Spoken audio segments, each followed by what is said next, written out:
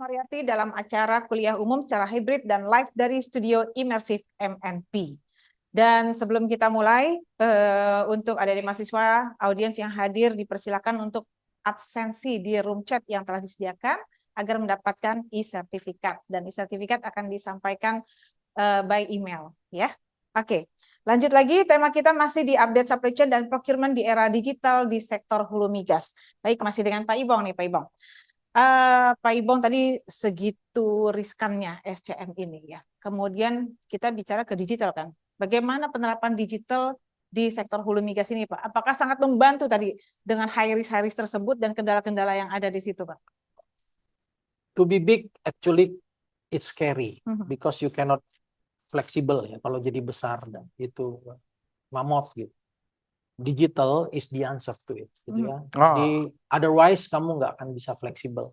Dengan begitu kompleksnya dan masifnya kapital yang terlibat, maka intensi banyak orang itu sangat banyak.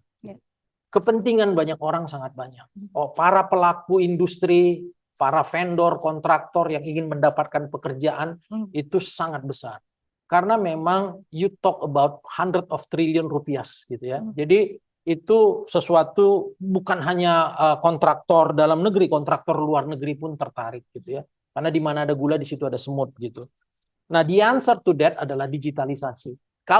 Kita itu punya tiga pedoman ya untuk proses pengadaan. Pedoman gross split, pedoman PTK 007 dan pedoman ASOE yang dari Persero untuk pengadaannya gitu ya.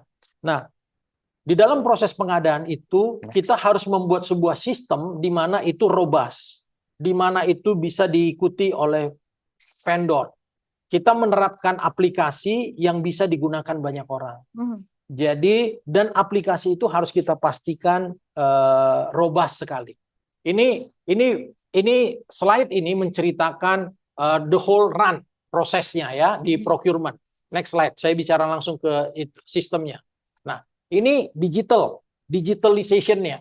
Ini adalah kenapa? Karena memang penting untuk mengikris company revenue, terus saving time, transparansi, operational accuracy, sama increase safety gitu ya. Ini adalah sebuah proses yang harus dilalui gitu. Kalau tidak, contoh ya, proses pengadaan yang transparansi gitu ya, yang fair gitu ya. Kita menerapkan satu aplikasi namanya Smart GEP. Smart GEP itu memungkinkan para vendor ikut dalam proses tender, dia terdaftar sehingga proses submit dokumennya ada secara online semua tersedia dan ketika timestamp-nya ada lengkap dan openingnya bisa bersamaan. Jadi fairness itu, transparansi itu bisa terjagai. Itu mesti ada sebuah aplikasi.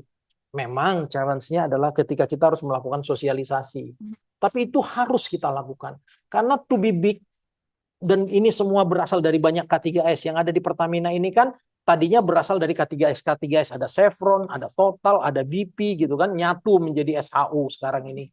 Itu vendor yang terlibat juga ada ribuan, bahkan puluhan ribu vendor gitu. Sejak itu kapan tidak mungkin. Itu beda-beda masuknya. Tapi yang pertama sekali itu adalah pada tahun 2017 itu menjadi gross split. Tapi kalau gabung pertama itu 2009, dimulai dari ONWJ gabung. Nah, tapi gross split sendiri diperkenalkan 2017. Jadi masuklah banyak K3S expire.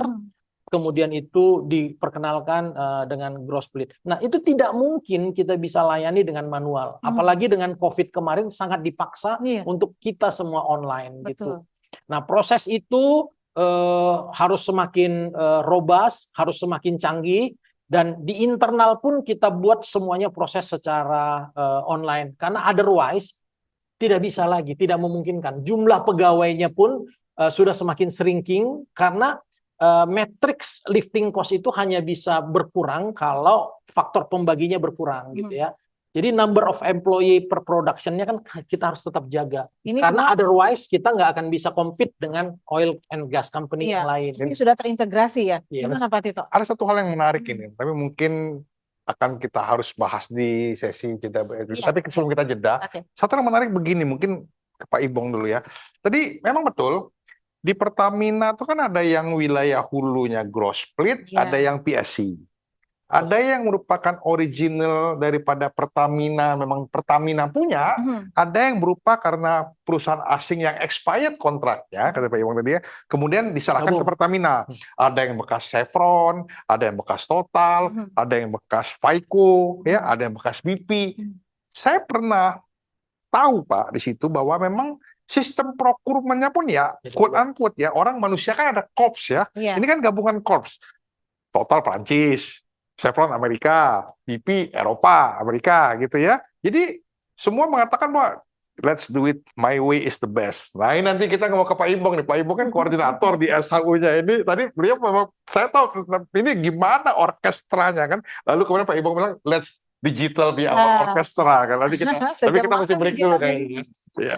Itu nggak gampang. Itu yang membuat saya ketika dapat jabatan ini beberapa hari susah tidur. But I let you know.